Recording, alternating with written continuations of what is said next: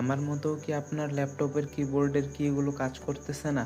তাহলে এই ভিডিওটি সেভ করে রাখুন যেন হারিয়ে না যায়।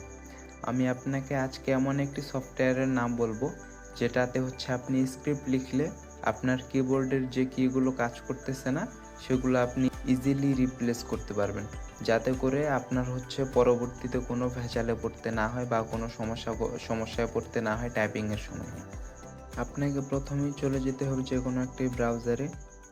সেখানে গিয়ে সার্চ করতে হবে অটো হটকি লিখে এন্টার করার পরে একটি ওয়েবসাইট আসবে। সেই ওয়েবসাইটের ভিতরে গিয়ে আপনাকে এই সফটওয়্যারটা ডাউনলোড করতে হবে। ডাউনলোড করার পরে ইনস্টল করার পরে সেটিকে যখন ওপেন করার পরে এরকম একটি উইন্ডো আসবে। তো এখানে আপনাকে কোনো কিছু করতে হবে না। আপনি এখান থেকে ক্রস দিয়ে এখানে রাইট ক্লিক করার পরে নিউয়ে আসবেন। নিউয়ে আসার পরে এখানে টেক্সট ডকুমেন্ট সিলেক্ট করবেন। সিলেক্ট করার পরে এখানে লিখবেন, যে কোনো একটা নাম দিতে পারেন। আমি কি দিলাম। কি দেওয়ার পরে শেষে যে টিএক্সটি আছে এটা আপনি কেটে দিয়ে লিখবেন AHK, দেওয়ার পরে এন্টার দিবেন। আর এখানে যদি ইয়েস চায় তাহলে ইয়েস দিয়ে দিবেন। এখানে যে ফাইলটা তৈরি হয়েছে এটার ভিতরে একটা স্ক্রিপ্ট দিতে হবে। তো এই স্ক্রিপ্টটা আপনি কোথায় পাবেন? ওই স্ক্রিপ্টটা আপনাকে এআই থেকে জেনারেট করে নিতে হবে।